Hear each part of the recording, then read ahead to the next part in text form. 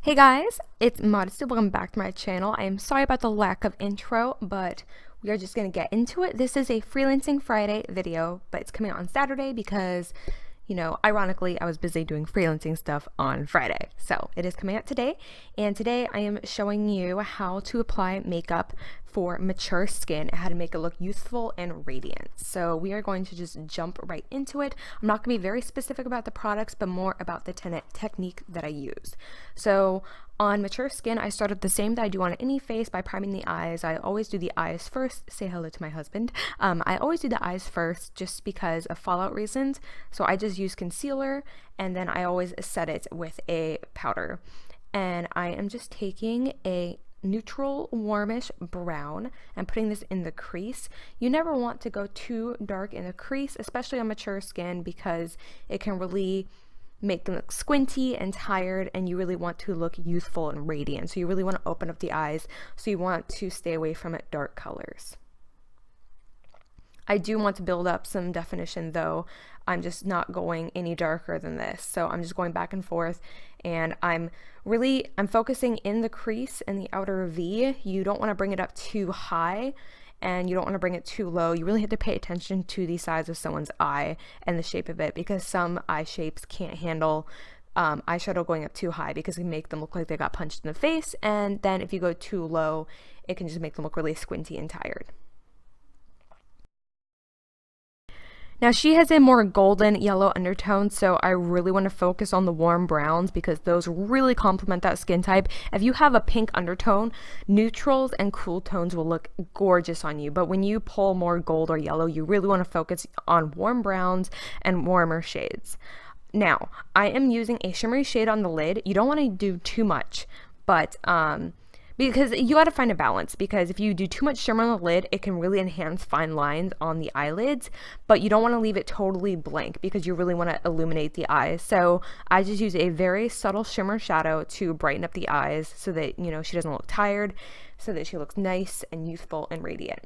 So then I'm going in and touching up the crease, because when I go in with the lid shades, it can really cover up some of the crease, and I want there to be a really nice balance. I didn't want anything to be too overpowering. So I'm then going to remove the tape, and we have a very nice line. And once I do that, I go over it with a pencil brush with very little product to make the line look less harsh. I go over it with a little shadow and blend it in so that it's not a super sharp line. I'm now also just touching up and blending out the shades so that it is nice and smoky and there's no harsh lines. Alright, so on mature skin, you really have to focus on the skin and making sure you're treating it right and using creams. Powders will kind of aid you a little bit when you have fine lines, and on mature skin, fine lines are a little bit more prominent. So I'm really focusing on creams. I'm using some powders just to set it, but I'm using a lot of creams, and I'm doing two different primers. I'm using a mattifying primer, and I'm also using a primer that helps fill in fine lines and wrinkles.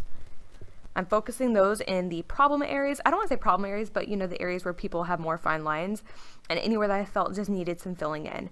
And then I'm going in with a lifting foundation. This is by L'Oreal. It is so good, you guys. I was doing research a while back on good foundations for mature skin, and so many of the pro artists were suggesting this L'Oreal Visible Lift Foundation, and her skin looked so radiant. It really, really sat nicely on her skin and really soaked in, and it just looked nice and natural. So I'm applying with a sponge. Sponges are great on mature skin because it presses it in instead of tugging the skin around.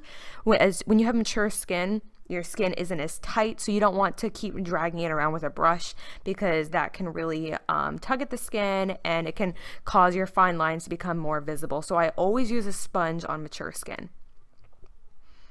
I am going with some color correcting as well, just fixing up any redness that might be around and any dark circles, which I'm also using creams as well. Once I finish color correcting the under eyes, I am going in with a yellow concealer because this will brighten it up. You want to color correct and then brighten. And I didn't want to go in with a heavy concealer, so I just went with a yellow concealer instead. And now I'm doing some cream contouring. She has amazing cheekbones already, so I didn't really need to do too much.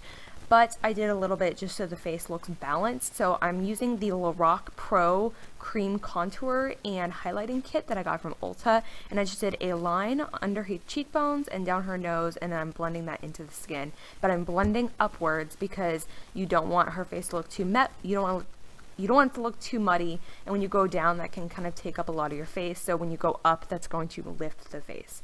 So I'm blending that in, and then I'm going in with a cream highlighter, and I'm going to be putting that in a lot of areas on our face to help illuminate it. The highlighting is also in the palette as well, and I'm using the exact same sponge, and I'm focusing on her cheekbones, and then anywhere else I'm just touching it, you know, on her lower chin and her forehead, just to illuminate the face. Now I'm very slightly setting her face. I don't want the powders to be too heavy, so I just did a light dusting of powder. And then I'm going with blush. I'm not a big fan of cream blushes. I do like powder blushes, so I do cream everything else, and then I do powder blushes. Now I'm doing her brows. All I'm doing, she likes natural brows, so I'm just kind of filling them in a little bit and then combing it through. If I do a whole face of makeup, even if someone has perfect eyebrows, I never skip the eyebrows because that can really make you, if something just looks off. So now I am doing her lips. She looks really good with rosy tones, so I'm going in with like a rosy, pinky nude. More on the rose side, but she looks really good with rose tones. Actually, every lipstick I think I see her wear has like some sort of rose undertone, and I love it. So I'm lining her lips, and then I'm going to be going in with a complementing lipstick.